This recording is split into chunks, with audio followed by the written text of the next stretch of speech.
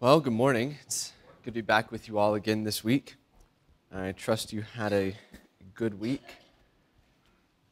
We are resuming our study in Hebrews, still in chapter 2, so if you'll turn to Hebrews 2 with me, we'll begin there.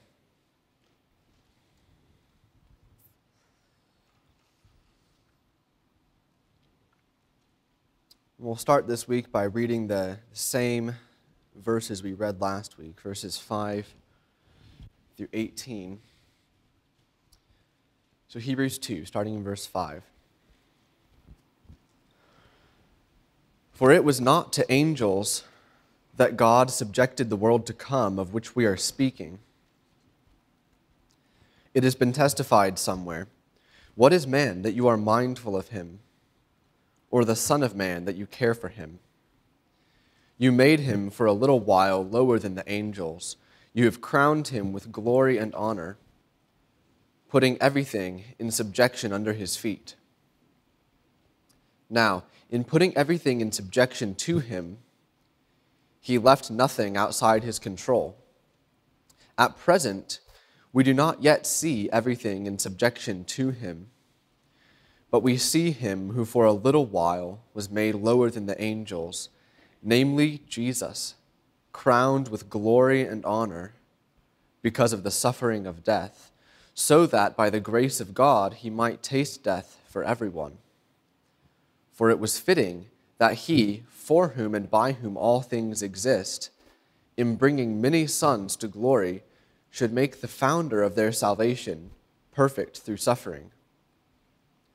For he who sanctifies and those who are sanctified all have one source. That is why he is not ashamed to call them brothers, saying, I will tell of your name to my brothers. In the midst of the congregation, I will sing your praise. And again, I will put my trust in him. And again, behold, I and the children God has given me. Since, therefore, the children share in flesh and blood, he himself likewise partook of the same things, that through death he might destroy the one who has the power of death, that is, the devil, and deliver all those who through fear of death were subject to lifelong slavery. For surely it is not angels that he helps, but he helps the offspring of Abraham. Therefore, he had to be made like his brothers in every respect, so that he might become a merciful and faithful high priest in the service of God, to make propitiation for the sins of the people. For because he himself has suffered when tempted, he is able to help those who are being tempted. Let's open in prayer.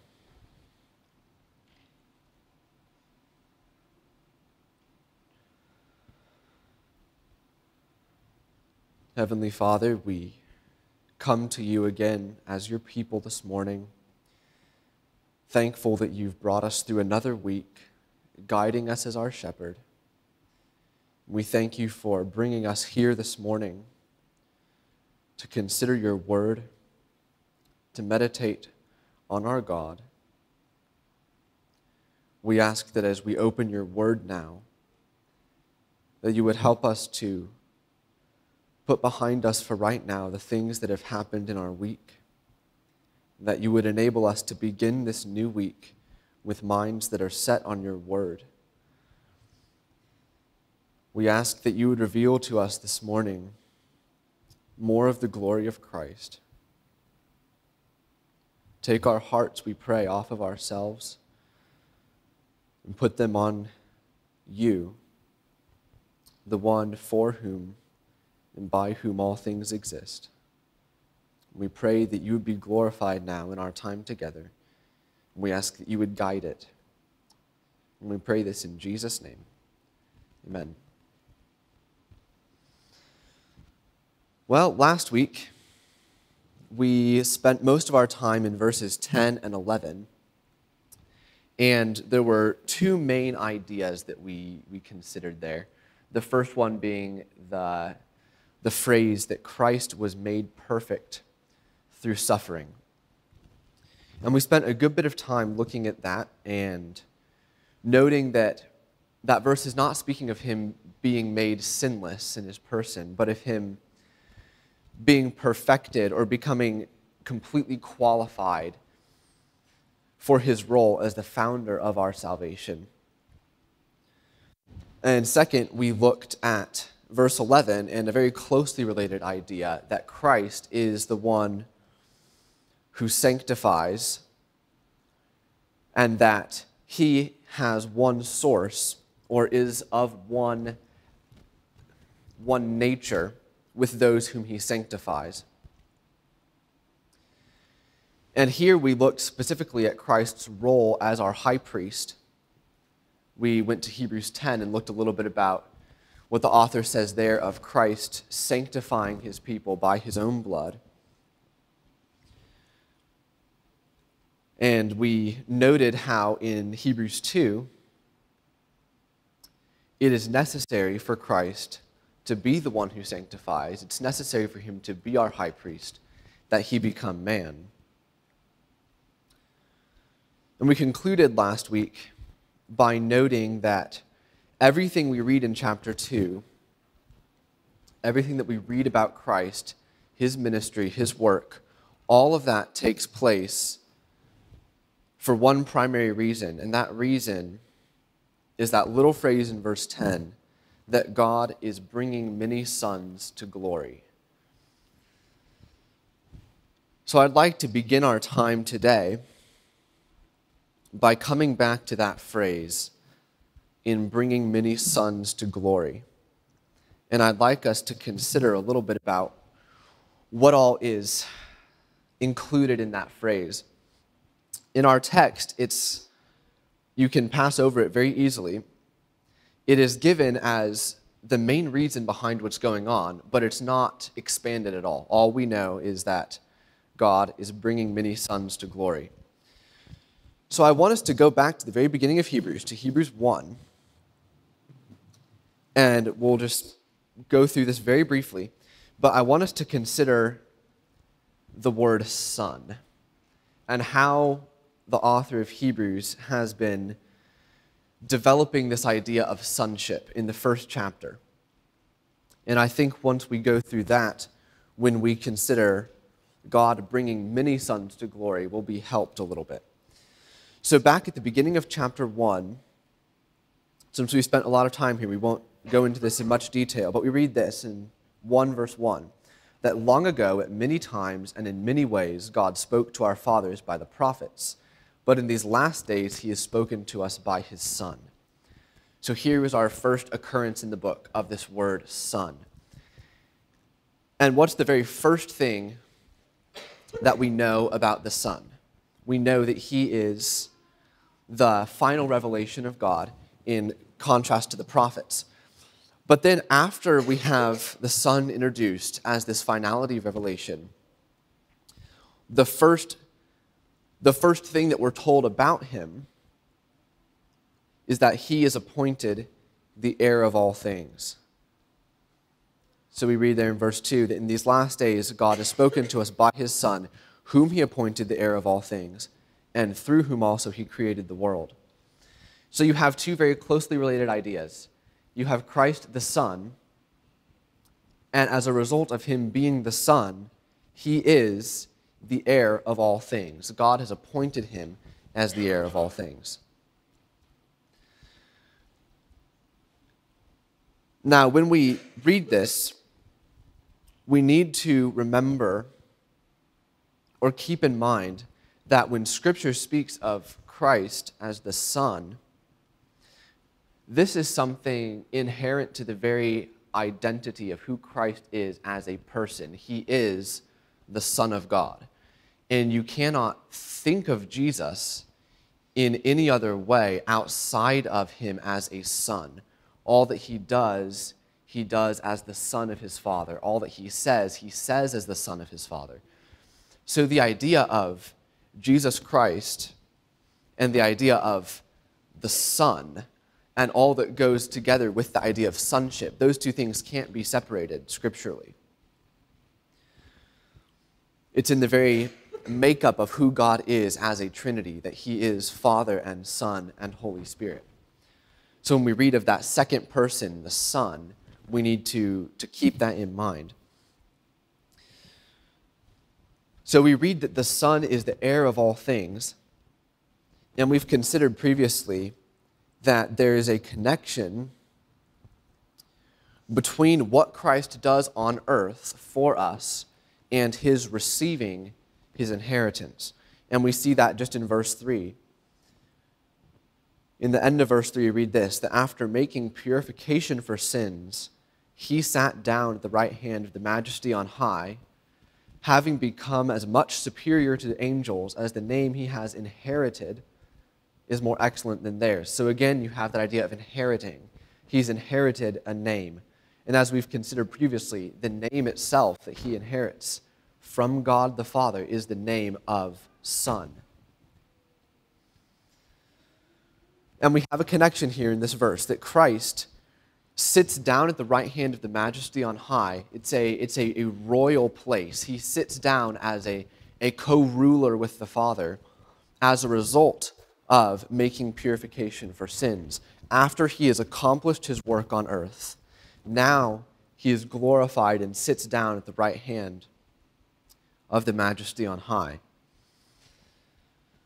In verse 5, we hear the name Son again. We read, "For to which of the angels did God ever say, 'You are my Son, today I have begotten you'?"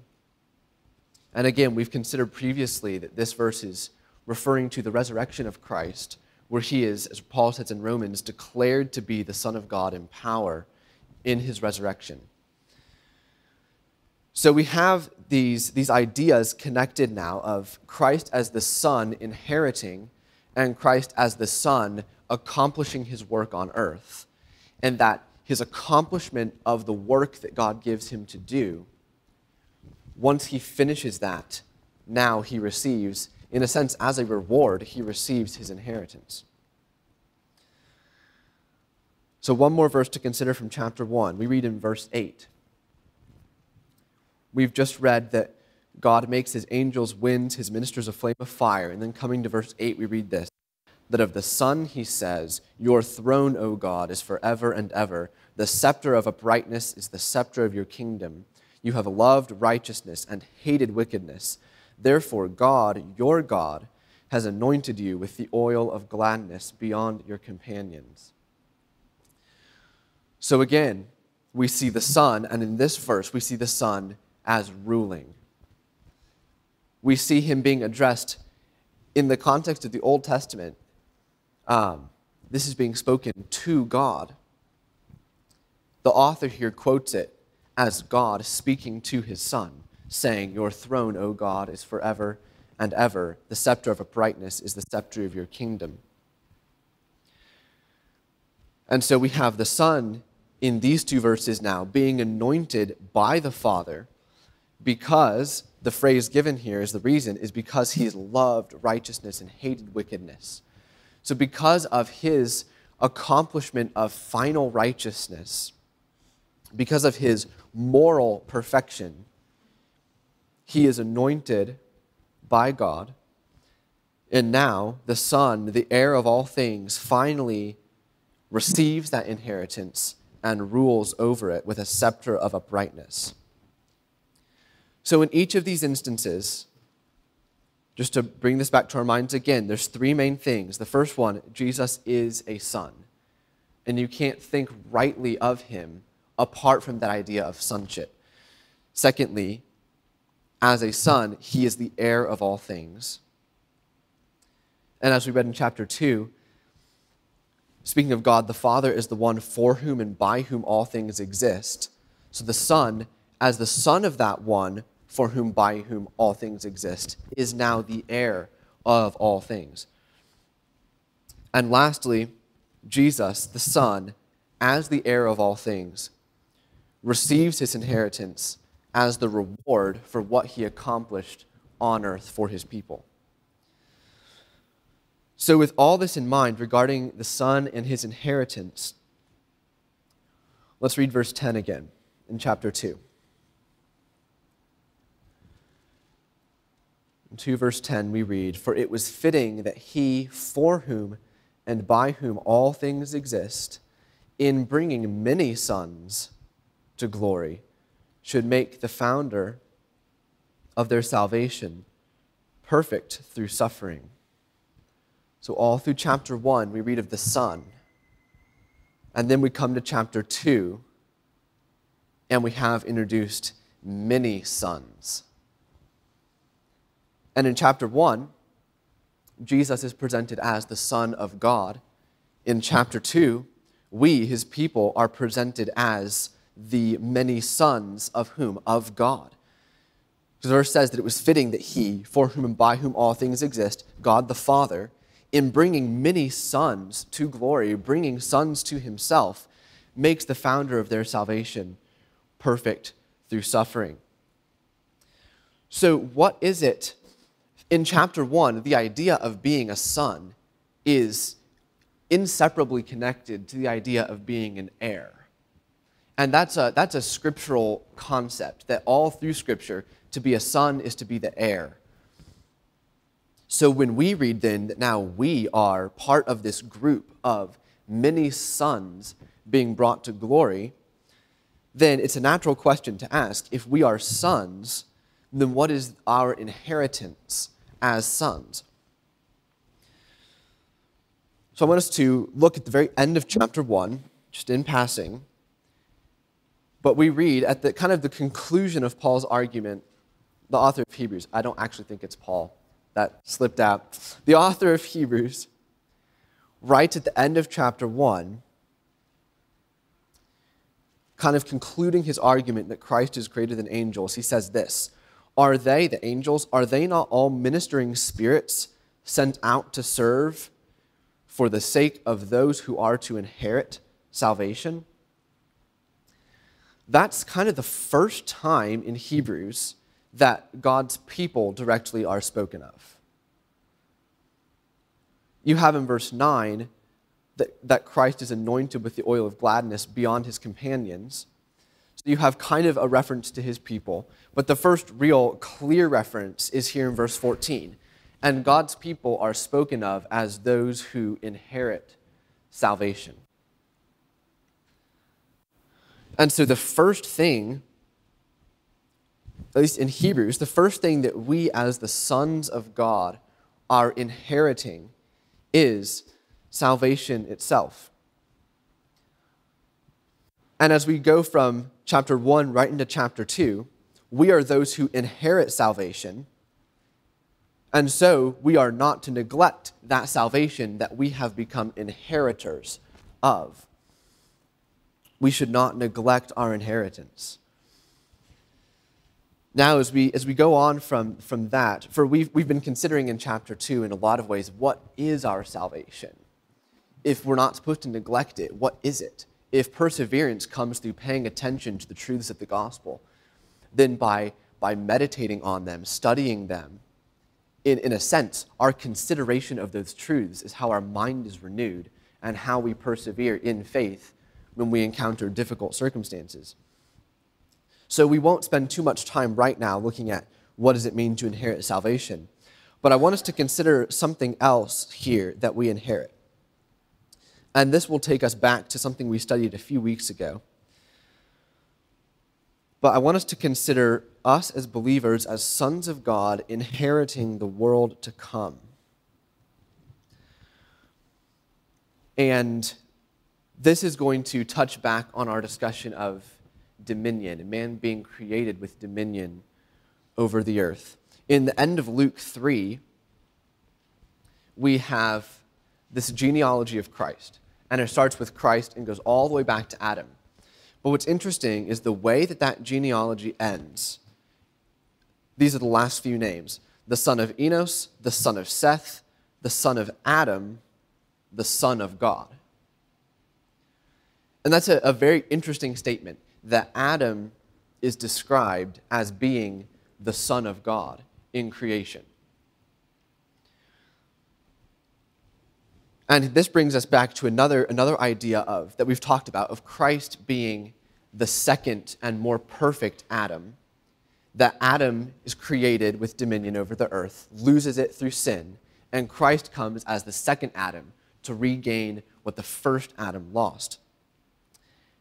And Christ, the second Adam, in an eternal sense, a Trinitarian sense, is the Son of God. And the first Adam, in a creational sense, is also spoken of as the Son of God.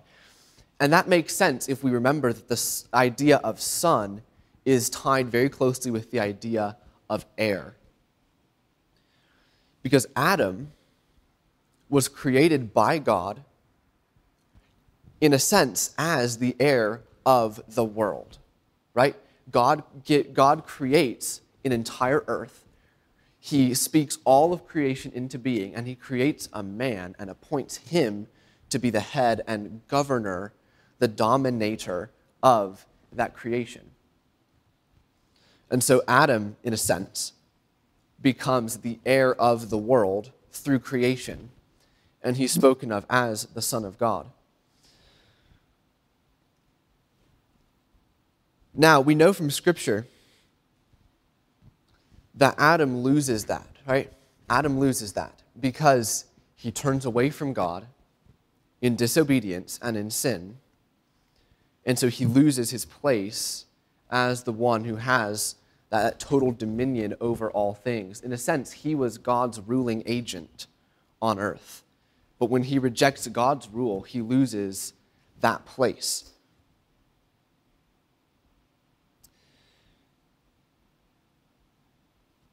So we know also from Scripture regarding this first creation that now that man has sinned and has lost his authority over that creation, the end of that original creation now is destruction. And that there will come a day when, as the author of Hebrews writes later in chapter 12, that the things that are made, the things that are created, ultimately are removed and are destroyed. In the language of Scripture, they are shaken. But Hebrews gives us this assurance that we have received a kingdom that cannot be shaken.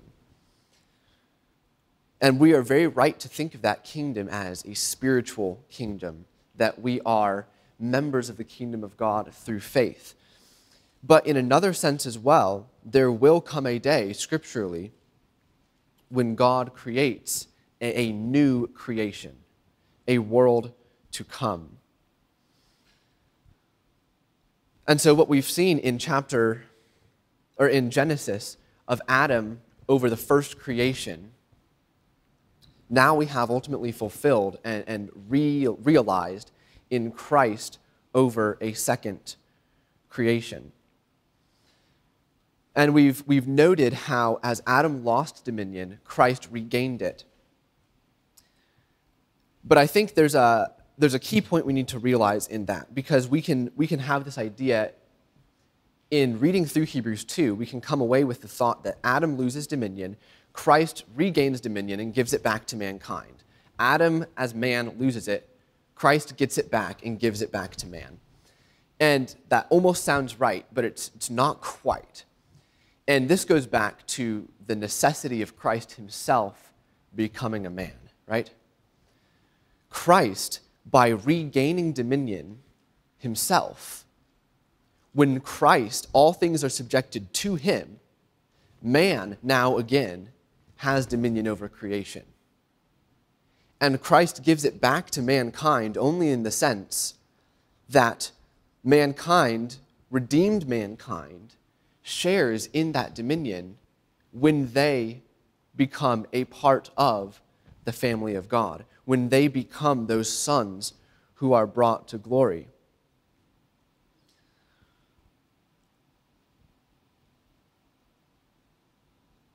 So we are not sons of God apart from the Son of God. We become sons of God in the Son of God. And we do not have an inheritance that is apart from Christ. Our inheritance, we receive it in Christ. And so we have in verse 10 again, that it was fitting for Christ to be made perfect. It was fitting for him verse 9 even, fitting for him to come and take on human flesh, to become like his brothers, so that he might taste death, and ultimately so that he might be given his inheritance of all things. All things are now subjected to him. Now, there's two ideas kind of in this chapter that as I was looking through this, I was getting a little bit confused because it seems like you have two spheres of thought, two circles of thought going at the same time. One, you have kind of this spiritual side of things, that Christ saves his people from their sin, but then you have this physical side of things, that Christ is regaining dominion over the earth. But when we think of the death and resurrection of Christ, we generally think of that directly tied to that first thing, that spiritual sphere, as it were, that by his death and resurrection, he saves us from sin. But Hebrews is applying it also to the physical side of things, that Christ, he makes purification for sin, and now he receives his inheritance of all things. Now he regains this dominion over the world. And how is it that those two things then are connected? In a sense, a spiritual side and a physical side. And this isn't the main part of our thought today, so I won't spend long on it. But the reason why dominion is lost in the first place, the reason why mankind no longer has dominion over the earth, is exactly the same reason why we need someone to save us from our sin. And think of it this way. Adam is created as God's, almost God's mouthpiece, as a ruler of creation. But his rule comes directly from God. And his rule comes from fellowship with God. We know that Adam walked with God in the cool of the day in the garden. Adam had a close fellowship with God, and he had a rule over the creation of God. But when mankind then is separated from God, who created the world, when mankind is separated from the one for whom and by whom all things exist, mankind can no longer have a rule over the things that belong to God. And so for Christ then to come and to do away with the separation between a perfect God and sinful man, for Christ to reconcile us to God in his body of flesh by his death, and all of the spiritual things that we think along with that, of being set free from sin, being released from eternal condemnation into eternal life, right with that, connected to that, is the reality now that separation between mankind and God is gone, now that we are reconciled, the role of mankind in creation is now restored, and it's restored as we are united to Christ. Because mankind cannot make themselves perfect. Once they sin, their role is gone. And we need a perfect man to rule creation. I think of, in C.S. Lewis's Narnia, it's an interesting statement. I think it's in Prince Caspian. Aslan has created this world, Narnia. And in this world, he creates all of these talking animals and all these very interesting things. And then he brings in man to be the king of Narnia. And man ends up becoming corrupted and is no longer bad men come and are the king of Narnia instead of men who are following Aslan. And Narnia is thrown into chaos, and all of the talking animals they have this resentment toward mankind now. But there are some, in Prince Caspian, you have this debate between some of these animals that are still holding out hope that someday there will be a king, a man, to come back and rule Narnia, and animals who have thought to themselves that actually Narnia doesn't need men at all. We just need the animals to go destroy all the men. But one of the animals makes this comment.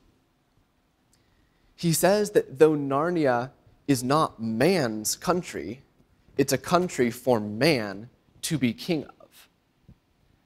which is kind of interesting. It's not man's country per se, but it's man's country to rule. Now, the analogy breaks down a little bit, but it's similar, I think, with God's creation. God has created a world, and it belongs to him. It is his world. It is not man's world. But God has created it in such a way that it is man's world to be ruler of. So once man sins, for God's purpose in creation to be realized, for God's, the end goal of mankind to be realized, mankind must be the one who is ruling over that world to come. But since he can't fix himself, he can't fix this problem that he's gotten himself into, there must be a perfect man. Which brings us back again to the necessity of Christ taking on human form.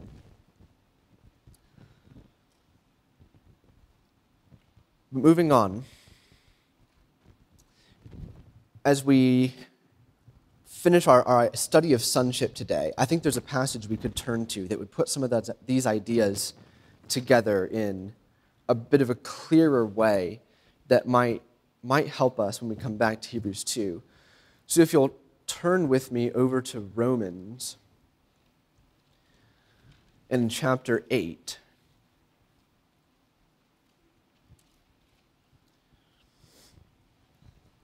There's a few things I'd like us to note here. Romans 8.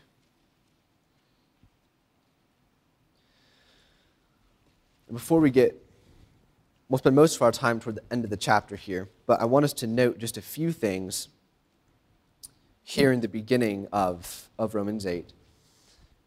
We have some kind of core elements of the gospel that are presented here in this chapter. So even just starting at the beginning of Romans 8, we'll just read a couple verses here. We read this, that there is therefore now no condemnation for those who are in Christ Jesus. For the law of the Spirit of life has set you free in Christ Jesus from the law of sin and death. For God has done what the law, weakened by the flesh, could not do, by sending his own Son in the likeness of sinful flesh, and for sin, he condemned sin in the flesh, in order that the righteous requirement of the law might be fulfilled in us, who walk not according to the flesh, but according to the Spirit. We'll end our reading there for right now. We're not going to spend much time really explaining these verses. I just want us to consider just a few things. We have here a great reality of the gospel that we see in Hebrews, that God has sent his Son in the likeness of sinful flesh to condemn sin in the flesh, so that in us who walk by the Spirit, the righteous requirement of the law might be fulfilled. And what is the ultimate end of this? As we go to the end of his paragraph here, verse 11, Romans 8 talks a lot about this dichotomy between the flesh and the Spirit. And we who formerly walked according to the flesh, now living according to the Spirit, and ultimately we only possess the Spirit because of what Christ has done. So we read this in verse 11, that if the Spirit of him who raised Jesus from the dead dwells in you, that he who raised Jesus Christ from the dead will also give life to your mortal bodies through his Spirit who dwells in you. What we have here at the end of this argument, the end of this paragraph at least, is that those for whom Christ came to destroy sin, those whom Christ came to give his Spirit to, those people, their ultimate end is being raised with Christ and ultimate glorification. And this is we think of spiritual resurrection, which is a scriptural reality, But then there's also this reality in Scripture of a future physical resurrection that God's people will experience. And we see that in this verse, that God, who raised Christ Jesus from the dead, will give life to our mortal bodies. Our mortal bodies is a phrase that only refers to this stuff that we carry around. This is our mortal flesh, our mortal, dieable bodies, as it were. But those themselves will be raised by the one who raised Christ from the dead. Now here's another interesting parallel. Christ as the Son receives his inheritance in his resurrection, his physical resurrection. Now we, as his people, we have inherited salvation, but this future reality of our inheritance, of inheriting the world to come, ultimately will come on that last day when we too are raised physically with Christ. But anyway, moving on. As we get into verses 12 through 17, let's just read these 6 verses really quick. Verse 12. So then, brothers, we are debtors, not to the flesh, to live according to the flesh. For if you live according to the flesh, you will die. But if by the Spirit you put to death the deeds of the body, you will live. For all who are led by the Spirit of God are sons of God. For you did not receive the spirit of slavery to fall back into fear, but you have received the spirit of adoption as sons, by whom we cry, Abba, Father. The Spirit himself bears witness with our spirit that we are children of God. And if children, then heirs, heirs of God and fellow heirs with Christ, provided we suffer with him. Why? In order that we also may be glorified with him. So what is the final result of us having the Spirit that raised Christ from the dead? This Spirit is the Spirit of adoption. This is the Spirit who testifies together with our spirit that we are the children, the sons of God. And what does it mean for us to be sons of God? It means that we are his heirs, that we are fellow heirs with Christ. And what's the ultimate end of all that? That we might be glorified with him. It sounds like Hebrews 2. That God, bringing many sons, where? To glory. That's our final end, to be glorified with Christ. Many sons, fellow heirs with Christ, in bringing many sons to glory. It was fitting then that Christ become like us and suffer, be perfected in his office as our high priest. And why? Ultimately, that we might be made like him, sons of God with him, fellow heirs with him. Now let's jump down in Romans 8 to a very familiar passage, Romans 8:28. We know that for those who love God, all things work together for good, for those who are called according to his purpose. Why do we know this? We know this for this one reason. For those whom he foreknew, he also predestined. And why did he predestine them? What's the goal of their predestination?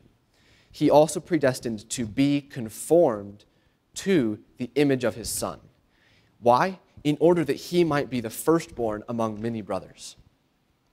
So why is it that God chose a people in the first place? So that they might become like his Son, and that his Son would be the firstborn among many brothers. That the Son of God would be the first of many sons of God.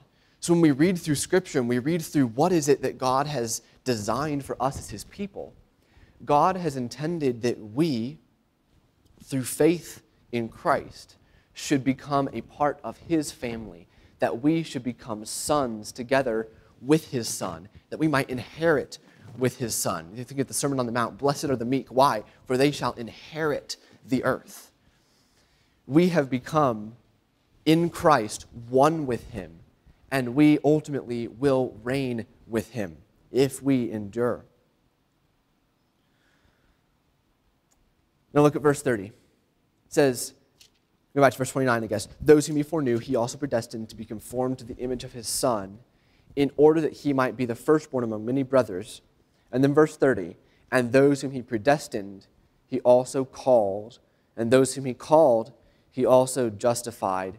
And those whom he justified, he also glorified. Hebrews 2. What is God doing? What is God doing in history? As we look all the way through the course of human history, nations rise, nations fall, empires reign for a while and they're destroyed. One of the old church fathers, Augustine, wrote this famous work, The City of God. And in that book, he goes through this battle, in a sense, of you see this city of man rising and falling throughout history. But on the other side, you have this city of God that forever and ultimately reigns and endures. And so as we look through history and we say, why do we see so much trouble and suffering? Why do we see so much death, destruction? Why can there never finally be a perfect anything on earth? Because God is about the business of bringing his people to glory. That's his goal. His goal is to bring us to glory in Christ, and that in Christ we might reign and have dominion over another world to come, and in doing so, glorify God. That is, Paul would write in 1 Corinthians 15, that at the end of the day, God might be all in all.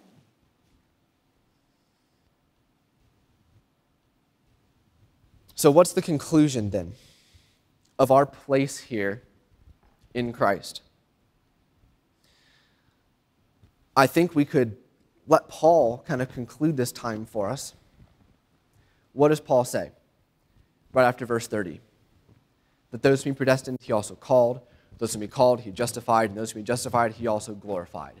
And what's the result of that? What's the application to our thinking? What then shall we say to these things? If God is for us, who can be against us? He who did not spare his own son, but gave him up for us all, how will he not also with him graciously give us all things? Who shall bring any charge against God's elect? It is God who justifies. Who is to condemn? Christ Jesus is the one who died, more than that, who was raised, who is at the right hand of God, who indeed is interceding for us. Who shall separate us from the love of Christ? Shall tribulation or distress or persecution or famine or nakedness or danger or sword? As it is written, for your sake we are being killed all the day long. We are regarded as sheep to be slaughtered. No, in all these things, we are more than conquerors through him who loved us. For I am sure that neither death, nor life, nor angels, nor rulers, nor things present, nor things to come, nor powers, nor height, nor depth, nor anything else in all creation will be able to separate us from the love of God in Christ Jesus our Lord. That brings us back to how we ended last week. Why has God done all these things? Why has he ordained that these things be the way they are? Because he loves us. And he loves us in Christ. And guess what? We may change. We may falter. We may sin. But if we're loved in Christ, Christ is the same yesterday, today, and forever. And if we're loved in him, then when are we loved? We're loved yesterday and today and forever. So as we go through our lives, what does this have to do with perseverance? I started this as a series on perseverance and feel like I haven't actually done much with perseverance. But what does this have to do with perseverance? As we go through life and we experience the trials of life, Romans 8 there, tribulation, peril, nakedness, sword, famine, danger, all these things.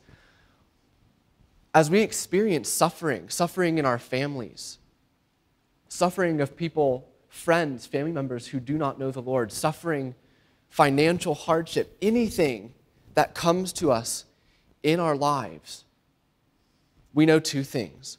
One, that God's purpose for us in Christ is that we be made like Christ. And secondly, we know that this world is the way that it is. We suffer because of sin, but that is a problem that has been remedied. And the final solution to it is still awaiting us. And if our minds are not renewed with these truths of Scripture, when we see things on earth not doing what we want them to do, it is extremely easy to become discouraged and lose sight of the fact that there is coming a day when every tear is wiped away and we stand forever rejoicing in the presence of our God.